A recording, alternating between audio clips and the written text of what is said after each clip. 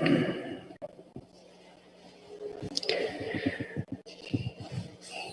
continue Mettā Bhāvanā.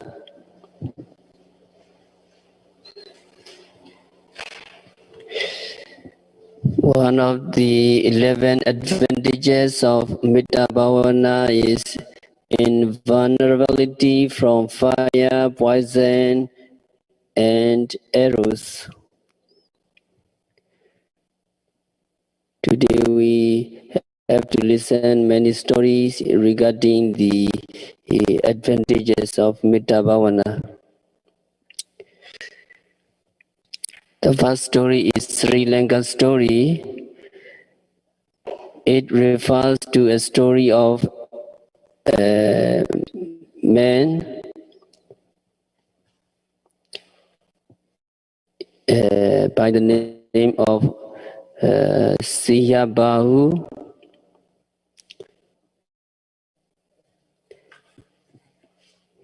He was a son born of a princess with a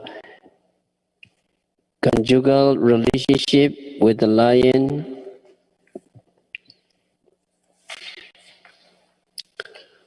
On attaining the age of 16, this young man Sayādaw asked his mother, "My mother, what is it that you are different in race from that of my father, the lion?"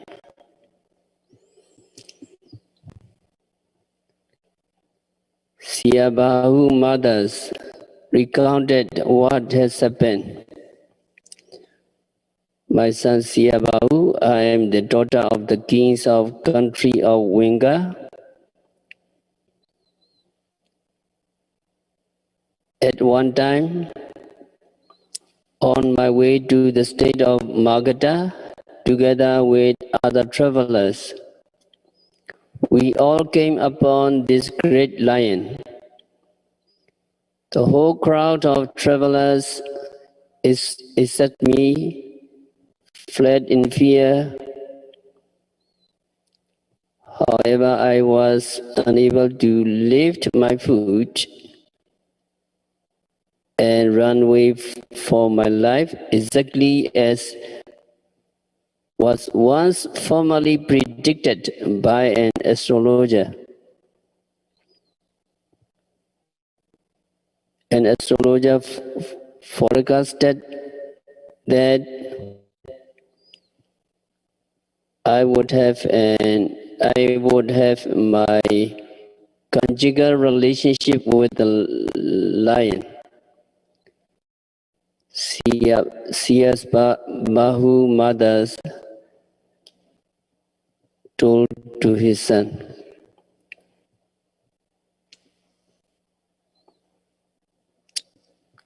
The prophecy was confirmed by a miraculous event in this way. While I remained at a standstill with fright, this great lion carried me on his back and took me away into a cave where he lived. So the mother told Sayādaw. Sayādaw then inquired, "My mother, why you continue to remain in the cave without returning to the palace where your relatives were residing?" He asked to his mother. The mother told her son Sayādaw that she was unable to leave the cave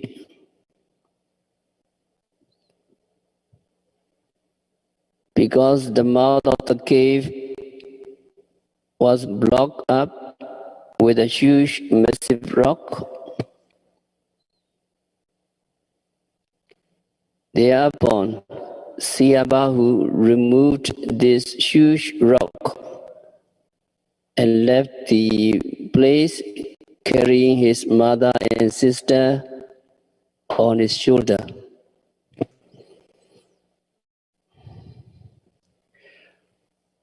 On return to his den, the great lion, not seeing his wife and children, felt dejected and went out in search of them.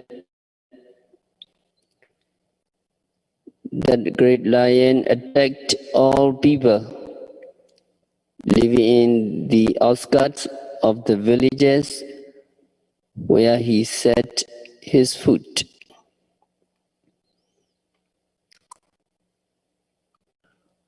On receipt of complaint from the people concerned about the ravage done by the lion, the king of Venga issued a royal proclamation that any person who could suppress this enemy, the great lion, would be offered a reward of 3,000 cash.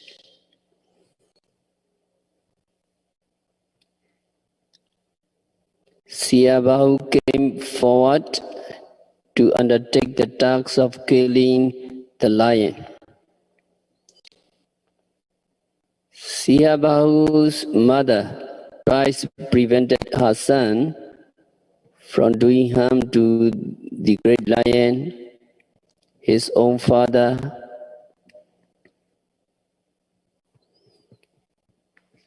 And on the third time, without the knowledge of his mother, Sayādaw accepted the reward, accepted the award. When he arrived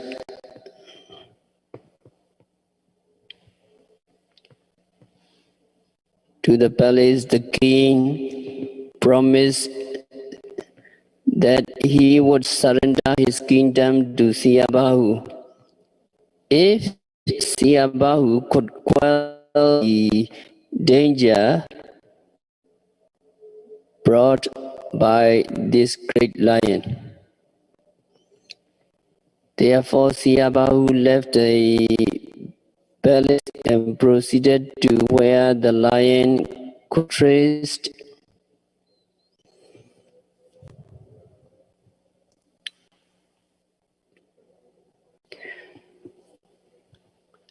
the great lion was greatly touched with an instinctive paternal love when he saw his son, and the great lion was developing his loving kindness when he saw his son, Sayādaw. So the arrows which were shot at the great lion by Sayādaw had no effect on the lion,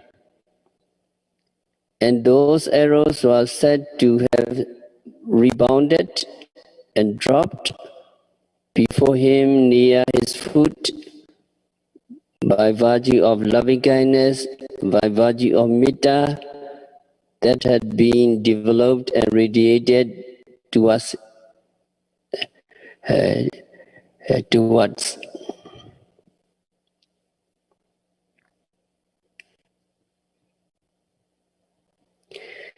Three attempts were made to kill the great lion in the like manner.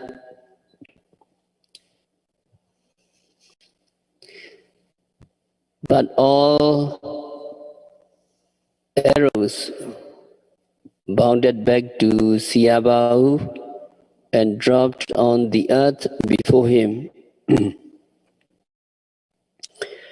Because repeated attacks by his son, a feeling of anger and bitterness had arisen in the great lion. So the arrow which was shot on the fourth occasion hit the great lion pierce through its body.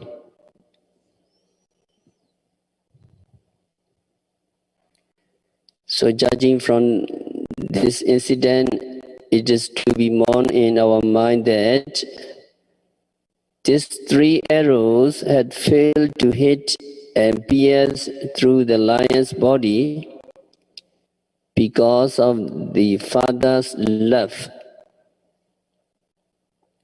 towards his son, and not just merely because of ordinary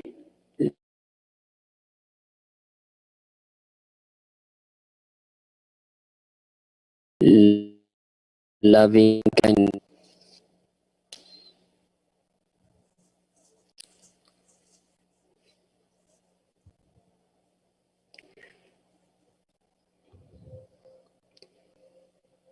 And also, it is to be understood that if loving kindness is developed and radiated towards others with concentrated attention,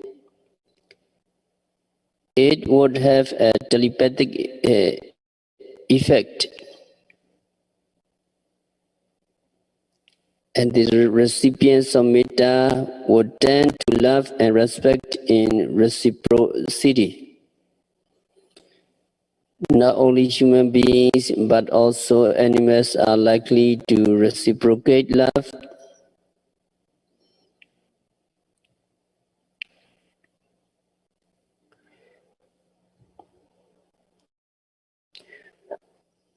Venerable Mahasi Sayādaw found an article published by the Home for the Ages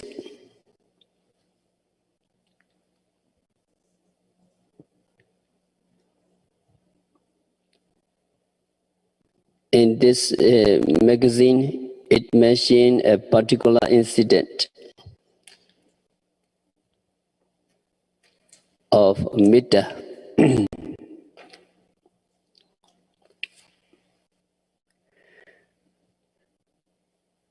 So in this article, there was an old man. His name was Upatu. He was a lover of animals and had a deep compassion for them. Particularly, his sympathy went more for dogs. He used to look after the dogs and feed them well. On certain days which he had fixed earlier, he visited the dogs in the presence of the pagoda, cooked meals and fed them. Whenever he came over to that place, the dogs were said to have greeted him warmly.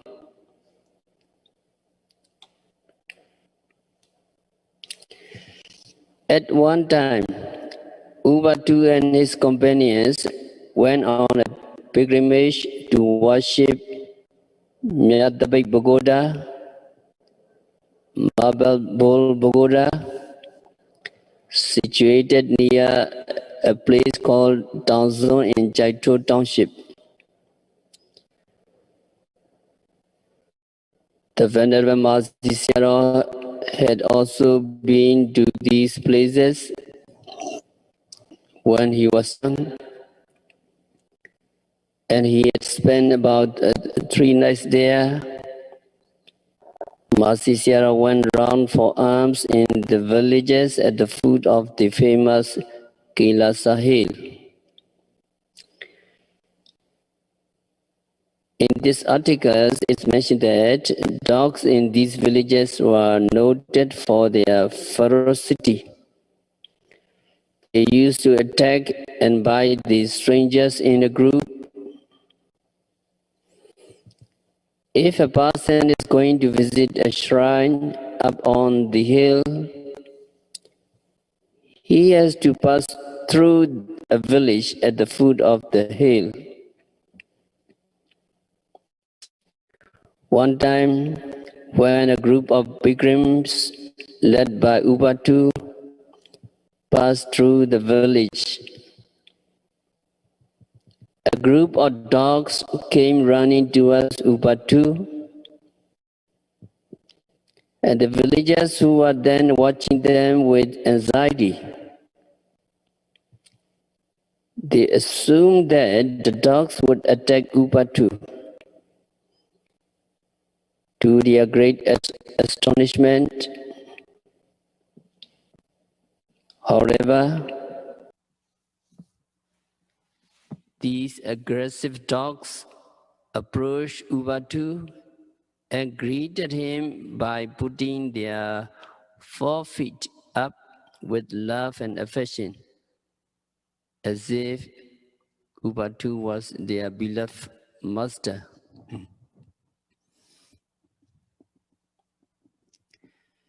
It is therefore to be concluded that this had so happened because of love and compassion, Mettā and Karuna, that was bestowed upon dogs.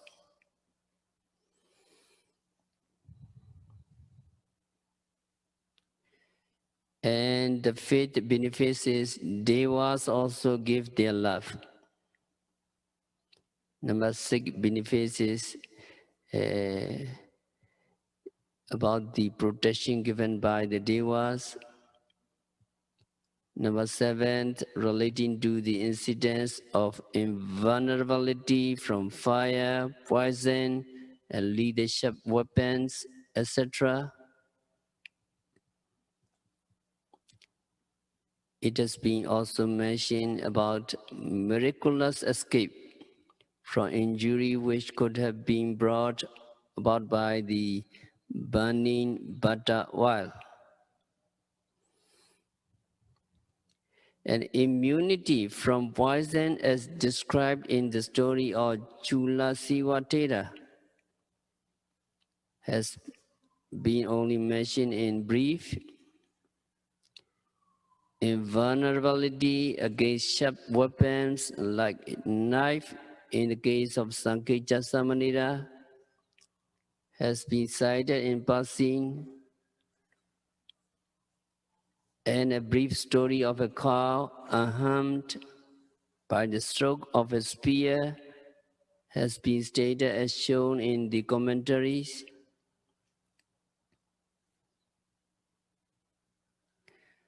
So we would like to add here other story of Samavati, as had been illustrated in the Dhammavada commentary.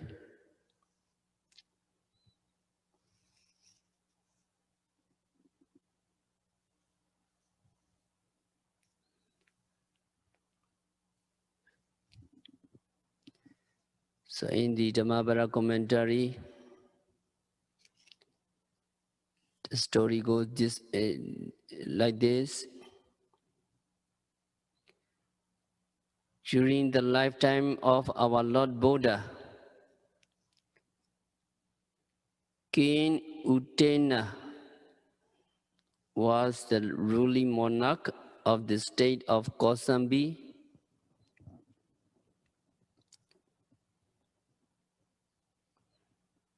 The king Utena had 3 queens.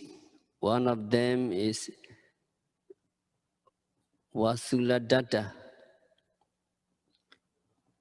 She was the daughter of King Chandapijota, the ruler of Ujjaini state.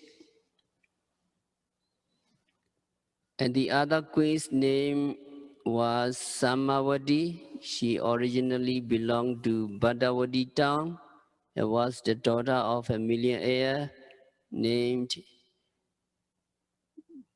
Badawadi. Sometime after the death of her parents, having been adopted by Gosaka, the rich man, she was generally recognized as the daughter of Gosaka. And the next queen bore the name of Magandi. She was the daughter of a Brahmin by the name of Magandi from the country of Kuru.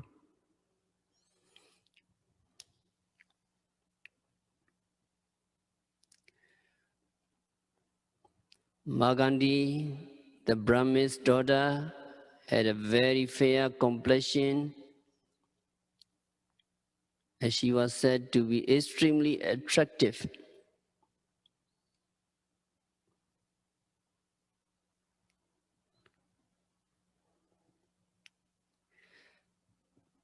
So a number of wealthy persons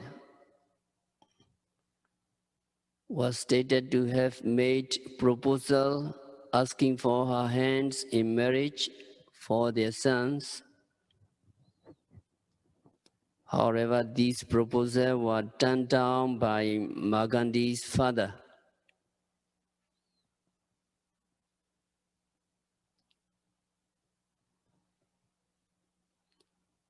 He mentioned that all these people are unworthy of acceptance for his beautiful daughter. One day, this Brahmin Magandi came across the Buddha.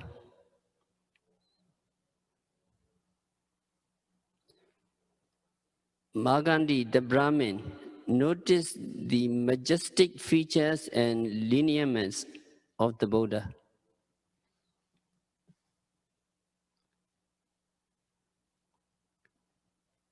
The countenance of the Buddha is clear and serene. The complexion is pure and bright.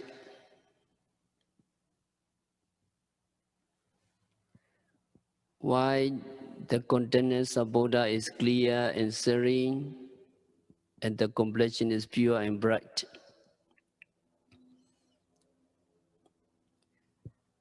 Common worldlings are affected by many objects. They are affected by seeing, hearing, smelling, tasting, touching, etc. So they are following these objects of seeing, hearing, etc. And finally, they end up in suffering.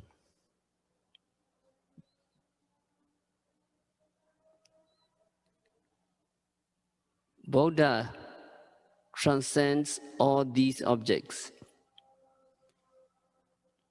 Buddha is not affected by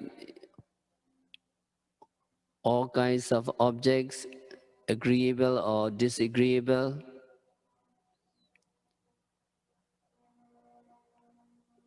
When he see, hear, smell, etc. So Buddha remains serene and contentness is very clear. So Buddha is indeed Arahant.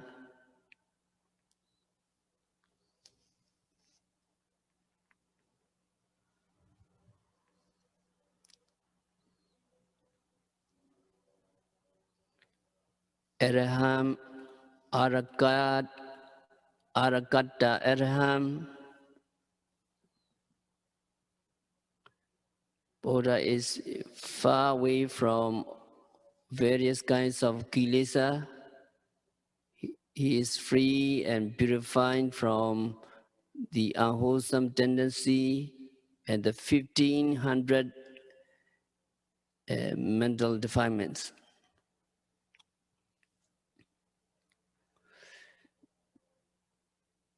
So there are 1500 mental defilements.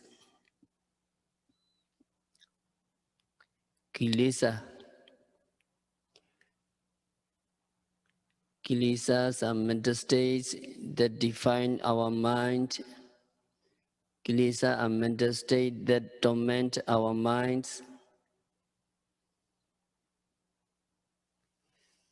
So primary kilesa are 10. So can you follow me? 10 kilesas. Lobha, dosa, moha, mana, Daithi, Vichikicca, Tina, Uddhacca, Ahirika, Anuttappa. So that is 10 kilesa. 10 kilesa you have to multiply. You have to multiply Namati Pinyasa, that is Citta and Cittasika. Citta 1, Cittasika 52. So Nama is 53. 53 and Rupa, Nibbana Rupa 18 and Lakkhana Rupa 4. So 53, 18 and 4. How many? 53, 18.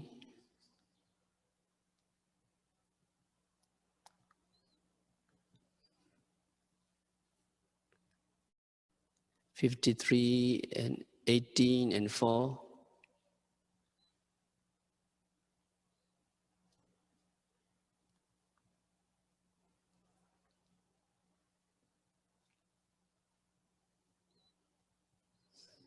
$75. So 75 and you need to multiply Ijjata and Beta. The Ijjata and Beta 75 multiplied by 2, that is 150. 150 and 150 multiplied by 10 kilesa. 1500 mental defilements. So Buddha is far away from these 1500 mental defilements. So ordinary people are very near to these defilements. When the objects are very agreeable, they become greed, lobha.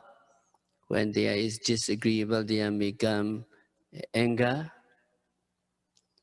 But Buddha is very far away from these mental defilements. Another meaning of Arahant is Buddha eradicate the enemies of mental defilements such as greed, hatred, and delusion. And also Buddha has broken the spokes of the wheels of existence.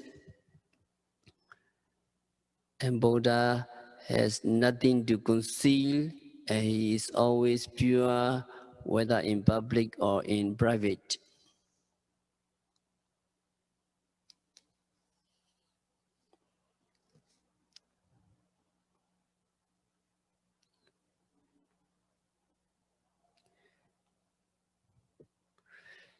So when the Brahmin Magandi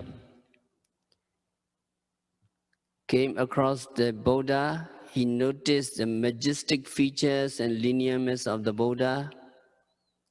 And also Buddha possessed 32 major marks and 80 minor marks of a great man.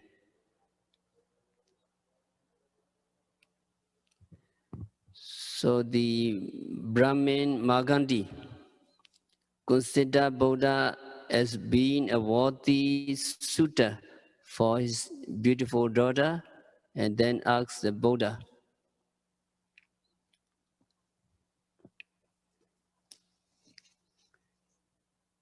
he didn't know who Buddha was.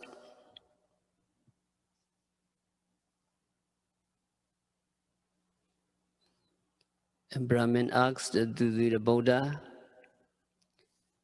Samana ekame dita ati ham itagangalan dasa anuchavika purisam napasami tume dasa anuchavika Tanvo ahan dasami yawa mamagamana idewa ditata.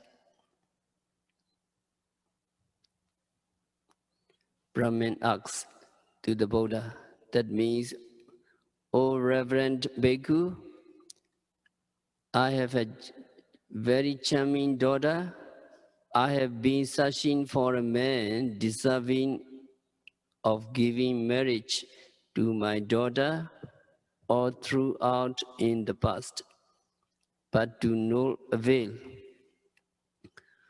O Bhikkhu, you have the noble qualities really worthy of my daughter's hands. I wish I could offer my beautiful daughter to you. Could you please wait for a while in this place? Brahmin Magandi said to the Buddha. Then Magandi immediately left the place in a hurry and soon came back bringing his wife and daughter Magandi.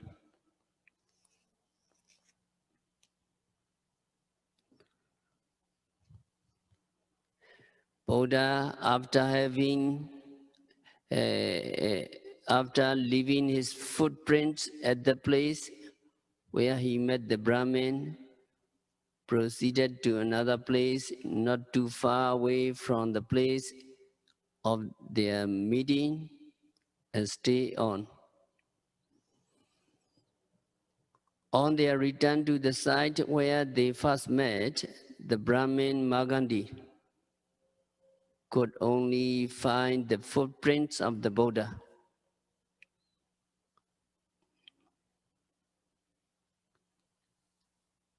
And he told his wife, Ayamasa Bada Walincho. This is the footprint of the bhikkhu I have met. The wife Magandi, with her knowledge of the science of astrology, remarked,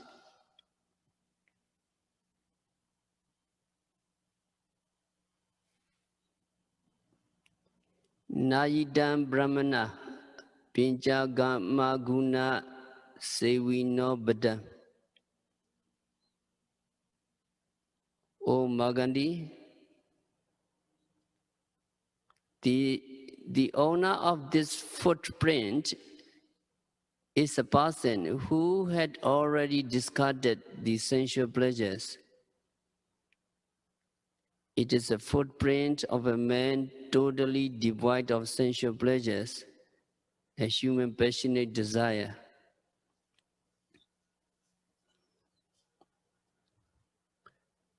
And the Brahmin Magandi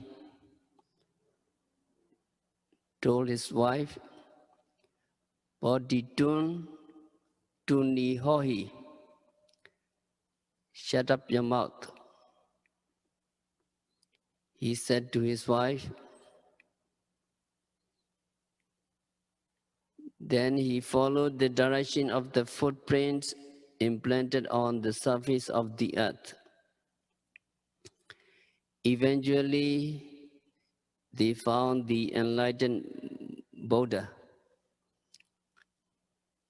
Then Brahmin Magandi addressed the Buddha. Samana Ditarame Tawa Posa Panataya Demi. O Reverend Bhikkhu, I offer you my daughter to be your wife and to be looked after by you. The Brahmin Magandi said to the Lord Buddha.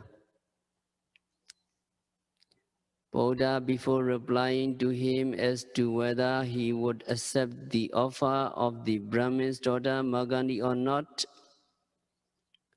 recounted his life story beginning from his great renunciation up to the time he settled down at the foot of a Japala Bodhi tree,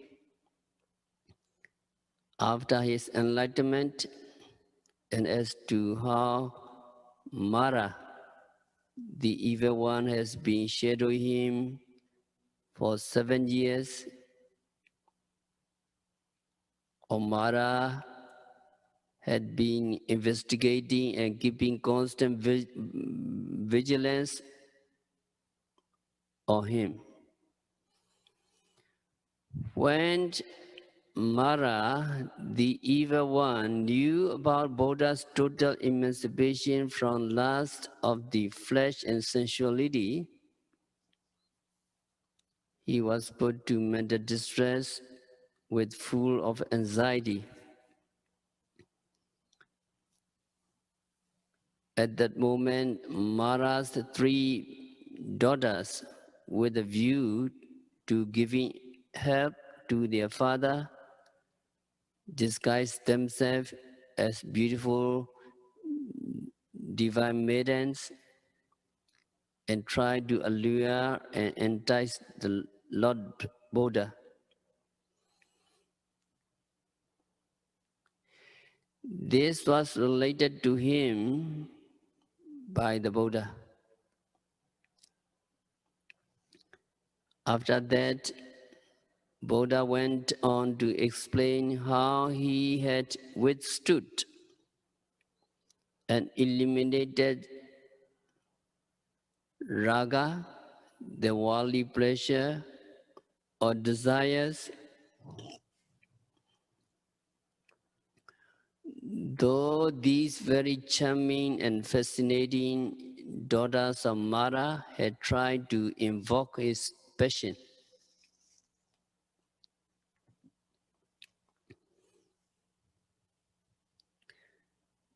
And Buddha said the following stanza: Deswanatana arate raginja nahosi chando apimetuna same kime vidam moda grisa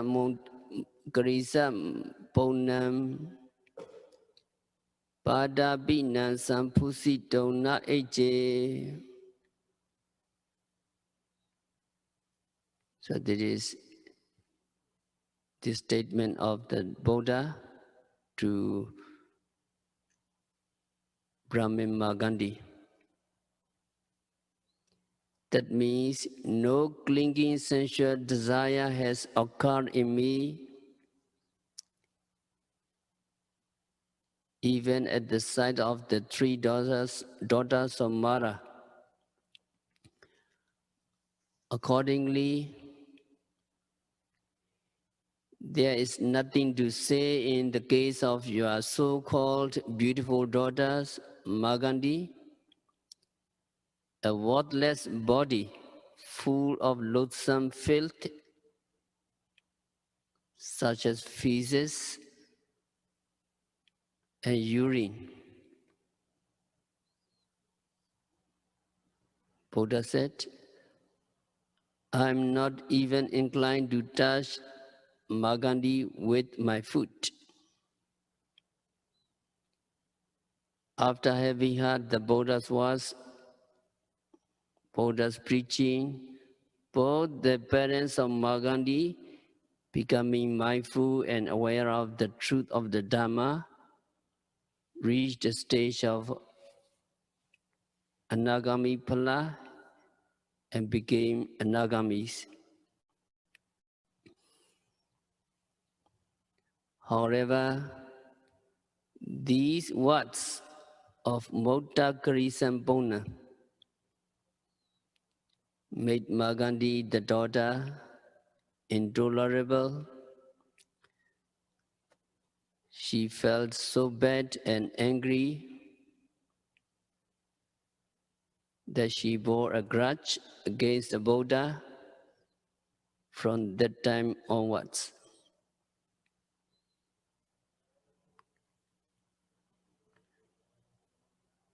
This bhikkhu, if he didn't want me, he should say, So, why did he say that I'm full of feces and urine? That is total insult to me. Mahatma thought in this way.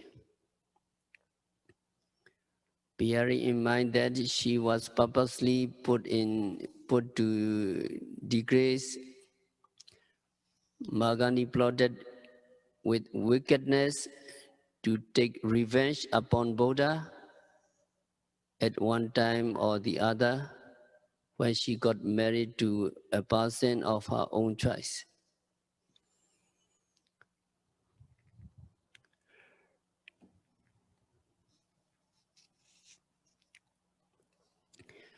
Relating to this incident, it seems reasonable to raise a question.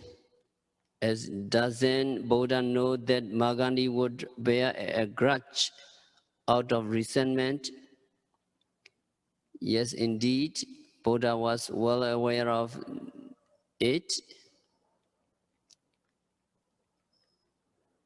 It has been explained in the Bhāvanā commentary that Buddha uttered these words of truth,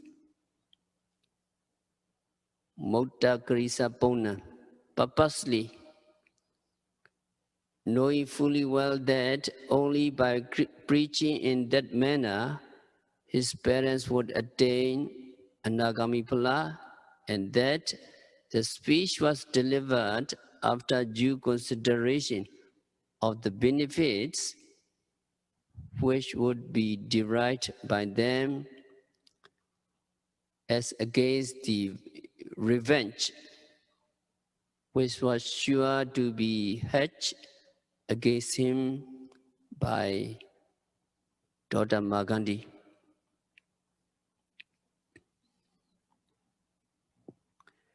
Having been liberated from Kamaraga after becoming Anagami, Mahatma's parents put their daughter under the care and guardianship of her uncle Mahatma, and then enter monkhood in the realms of Buddha's sasana. Later, after continuous practice of intensive meditation, the parents of Mahatma became arhants. So in this Mahatma story, Mettā that means Mahatma is full of urine and feces. So that is one of the practice reflection on the repulsiveness of the body. The contemplation of the body deals with the reflection on the repulsiveness of the body. It also deals with the different parts of the body. According to the Sutta, there are 32 body parts. Meditators are instructed to contemplate on the repulsiveness of these 32 parts. This is the same meditation on the body that is described in the Visuddhimagga, the path of purification. So in the Sutta, Buddha said, again, bhikkhus, a bhikkhu reflects on this body upward from the soles of his feet, downward from the tips of his hair, enclosed by the skin and full of diverse impurities. Thus, there are in this body head hair, body hair, nails, teeth, skin, flesh, sinews, bones, marrows, kidneys, heart, liver, intestines, spleen, lungs, bowels, stomachs, undigested food, feces, brain, bile, phlegm, pus, blood, sweat, fat, tears, limbs, saliva, nasal mucus, wall of the joints, and urine. Mettā is urine, Krisan, feces. So the Buddha used only two words for Magandi teaching.